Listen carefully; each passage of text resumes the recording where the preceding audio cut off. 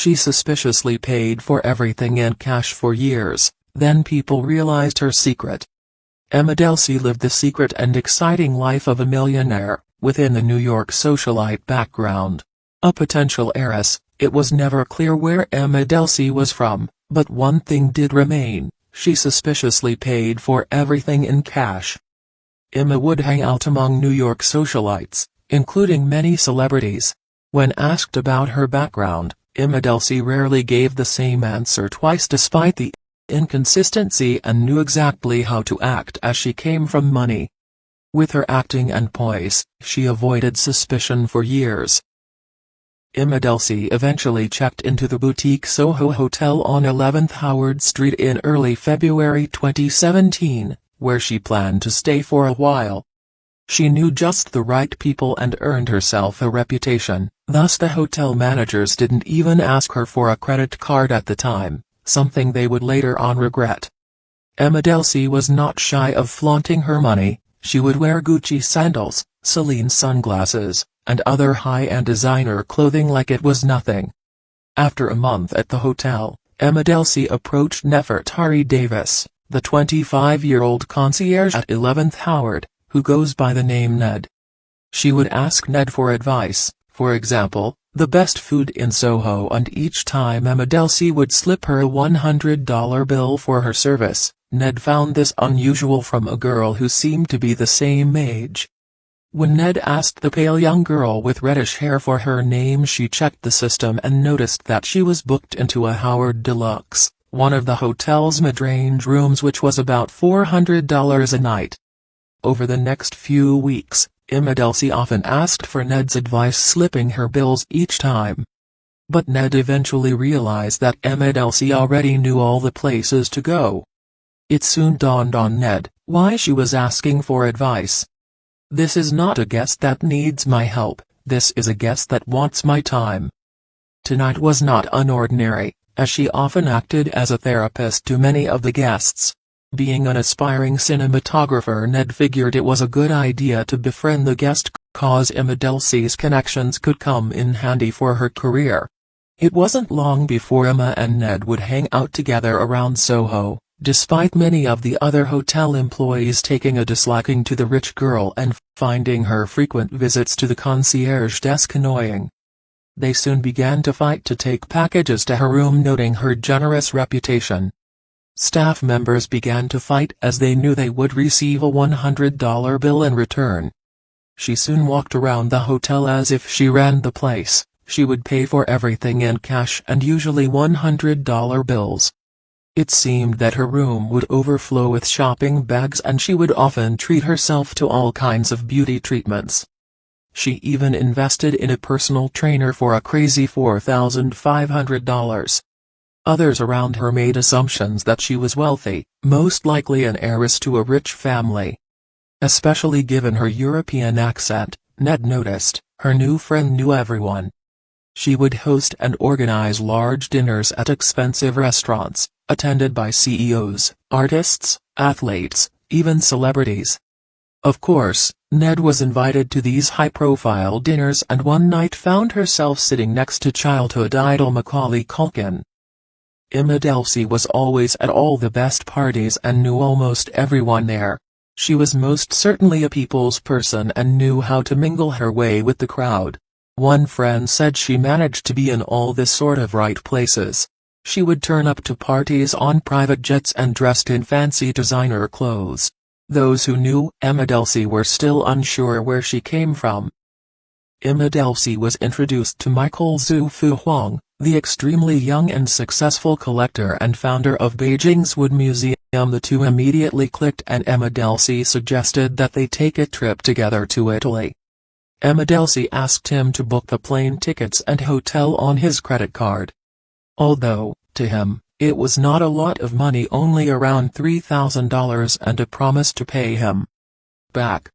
On their try, Michael found it strange that Emma Delsey paid for everything in cash. Despite this, it was not enough for Michael to spot the warning signs.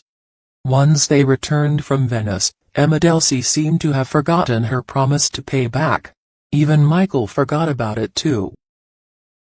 Emma Delsey decided to hire a PR firm to organize her birthday party in January. The party took place at Saddles in Soho.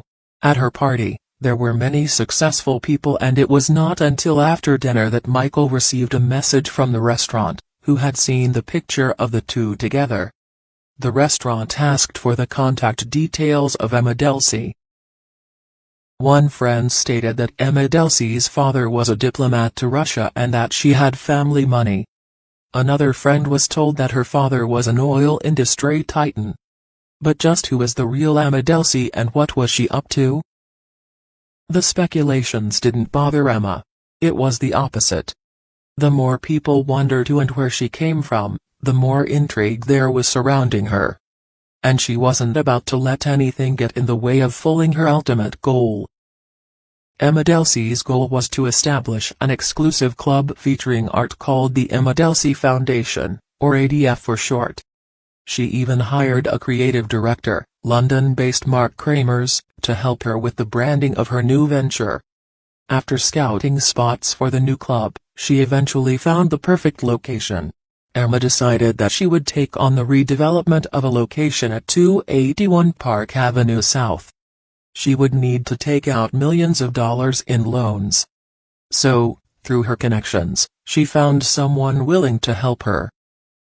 Emma's financial partner, who was helping her to purchase the location, wrote in an email that she needed the loan because her assets, which are quite substantial, are located outside the U.S., some of them in trust with UBS outside the U.S. Emma Delsey promised that she had the resources necessary to pay the money. She also promised not to embarrass the firm in any way, promises that she wouldn't exactly be able to keep. She continued trying to purchase the location. Emma was very serious about the opening of her supposed foundation. Then one night Emma asked Ned out to dinner, and when it came time to pay the bill, it was clear that she was having cash issues. She even tried to pay with around 12 credit cards. All of them were declined.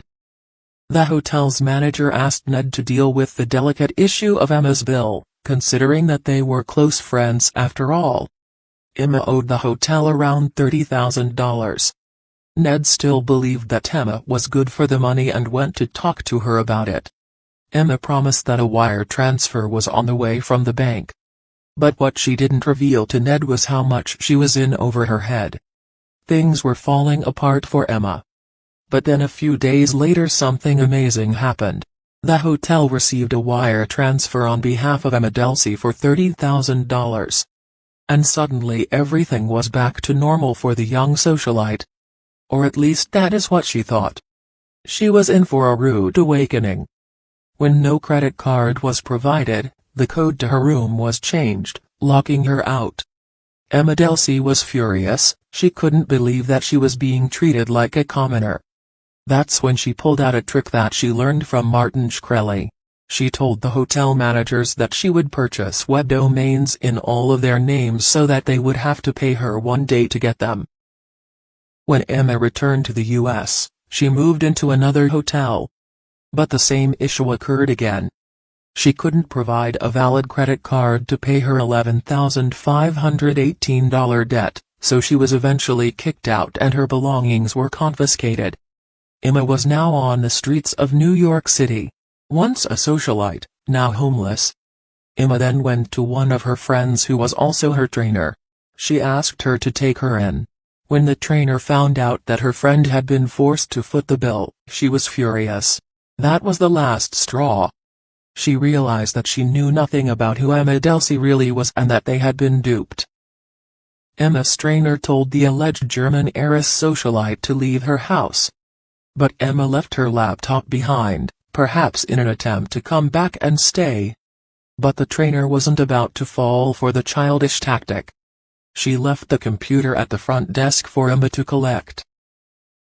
The lawyer did, however, get in touch with Emma's trainer. She also declined to let her stay at her house.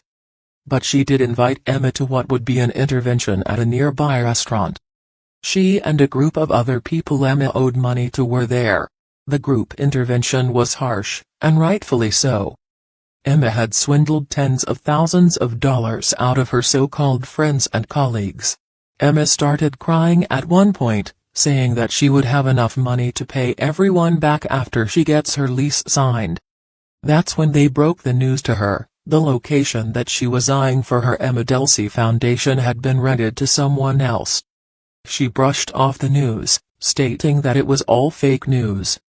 Then something drastic happened. By the end of the intervention, Rachel wasn't convinced. The very next day she emailed the New York District Attorney's office. She included an article about Emma and the words, "I think this woman is a con artist." It wasn't long before Rachel received a call. The person on the other end said, "We think you're right." Emma was soon arrested for her outstanding hotel bills. Emma found herself a lawyer and got out on bail. She somehow gathered some funds and took a trip to California, where she was arrested again, in Malibu. She was forced to return to New York to face 6 counts of grand larceny and attempted grand larceny, in addition to theft of services. Emma was sent to Rikers Island jail without bail this time. She is currently awaiting trial and faces a possible 15 years in prison. And as it turned out, she wasn't a German heiress after all. Her real name was Emma Sorokin, and she was born in Russia in 1991. Her family later moved to Germany in 2007.